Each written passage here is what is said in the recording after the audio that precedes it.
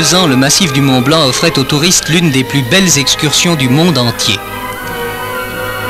De Chamonix, le téléphérique le plus haut d'Europe les conduisait jusqu'à l'Aiguille du Midi, à 3800 mètres, et de là leur offrait jusqu'en Italie le survol de la Vallée Blanche et du glacier du Géant. Et voici que s'est produit le drame. Un drame stupide. Ce jour-là, qui était exceptionnellement beau, 87 personnes avaient tenté les 30 cabines du téléphérique pour le voyage de 5 km au-dessus du vide. À 25 km à l'heure, chaque télécabine emportait un maximum de 4 voyageurs à la découverte de ce spectacle unique. Et tout à coup, l'imprévu, l'incroyable se produisait.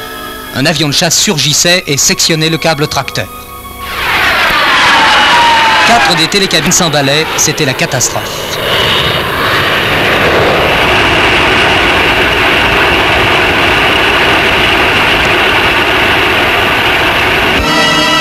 Brutalement décrochées, elles allaient s'écraser 150 mètres plus bas, où leur bruit témoigne tristement aujourd'hui de la mort de leurs 6 occupants.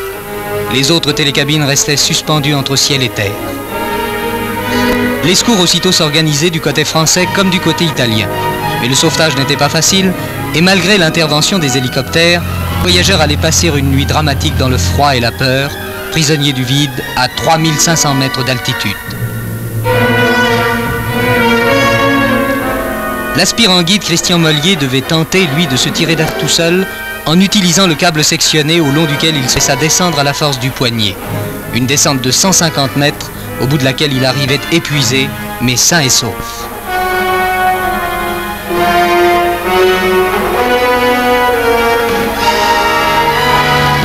L'angoisse aura duré 20 heures. Le drame a fait 6 victimes. Et l'on se dit que c'est une espèce de miracle qu'il n'y en ait pas eu 87.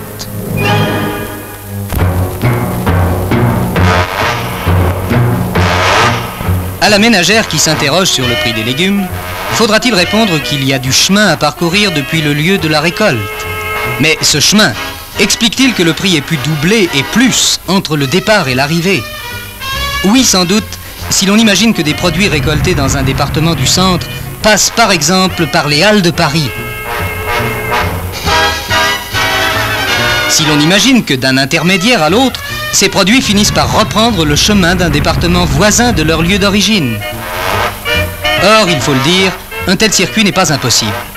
Alors, on a vu les producteurs bretons vendre eux-mêmes leurs choux-fleurs dans les rues de Paris.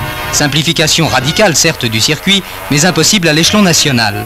C'est donc de l'organisation des marchés qu'il faut attendre une amélioration véritable. D'abord, au stade de la production, c'est l'exemple du marché de Château-Renard, dont les haut-parleurs ouvrent aux acheteurs la production de toute une région avec contrôle constant des cours. C'est encore l'exemple, à Lyon, du nouveau marché gare. Vastes installations qui, avec leurs 16 hectares, sont sans doute actuellement parmi les plus importantes d'Europe. Quais routiers et quais de chemin de fer, bureaux de poste, bureaux de police et de douane. 4h30, c'est l'heure du grand rush. Contacts multiples, producteurs de la région, acheteurs, commissionnaires, détaillants, producteurs, expéditeurs. Toutes les opérations commerciales ont l'avantage ici de bénéficier à chaque instant de la connaissance des cours donnés par le chef des ventes. Et c'est en définitive par une diminution de prix de revient que se traduit l'effet d'un tel marché. L'aubergine, 50 à 65, les carottes de diverses provenances, de 70 à 80. Le marché de Montlhéry va plus loin encore. La vente sur échantillons qui s'y pratique élimine toute manutention. Seuls les échantillons entrent dans la salle où, sous les yeux des acheteurs installés sur les gradins, un cadran propose des enchères décroissantes. Une simple pression sur un bouton arrête la vente au prix admis. C'est une économie de 25% que ferait réaliser la généralisation des grands marchés. 25% dont devraient bénéficier producteurs et consommateurs.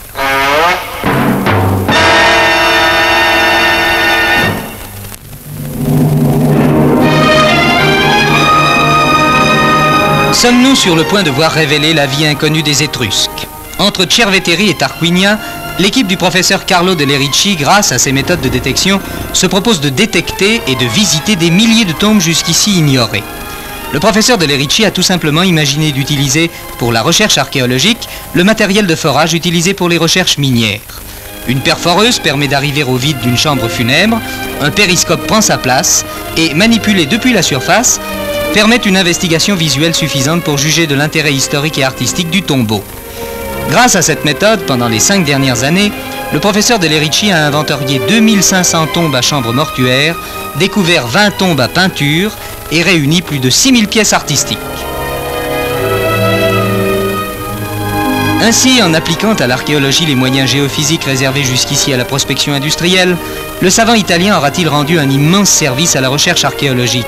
Grâce à ces moyens, les fouilleurs peuvent choisir à bon escient la tombe riche d'enseignements qui les paiera de leur peine, au lieu de perdre beaucoup de temps en tâtonnements et en efforts inutiles. Muette depuis 2500 ans, la civilisation étrusque va-t-elle enfin parler ?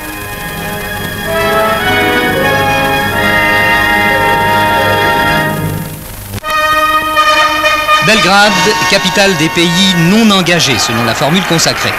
Le maréchal Tito a reçu Sokarno, président de la République indonésienne, Modibo Keïta, président du Mali, Hassan II, roi du Maroc, en tout 24 délégations réunies pour affirmer la position du troisième bloc. Étaient présents le colonel Nasser, l'un des leaders de cette conférence au sommet, l'évêque Makarios, directeur de conscience de la République de Chypre, et le président Bourguiba, dont c'était l'apparition dans ce tiers-monde. Si la conférence n'a pas condamné, comme on s'y attendait, la surprise nucléaire venue de Moscou, il n'en est pas moins vrai que le geste de l'URSS a suscité dans son ensemble les regrets de la conférence des neutralistes.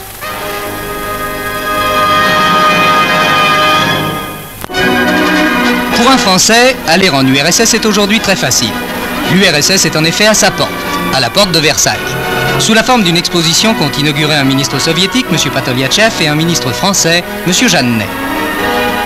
Si l'image que veut donner d'elle-même l'URSS comporte un certain décor de la vie, aujourd'hui très général, elle se singularise en montant en épingle ses réalisations cosmiques. Les capsules de Gagarine et de Titov et les Spoutniks de toutes sortes y tiennent bien entendu la place d'honneur. Mais à côté de cette démonstration de puissance, l'exposition soviétique de Paris a voulu aussi faire impression par d'autres moyens. Et l'offensive du charme a été menée tambour battant par la mode moscovite.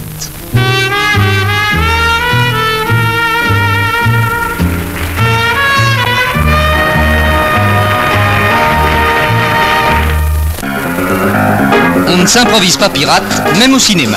Encore faut-il savoir un tant soit peu manier l'épée ou le sabre et évoluer avec le maximum d'aisance au milieu des plus rudes corps à corps.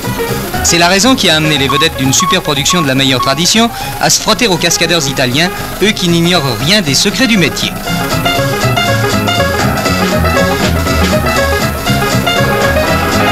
Il reste que se laisser tomber de 20 mètres, même quand le point de chute a été consciencieusement rembourré, n'est pas à proprement parler un exercice de tourpeau.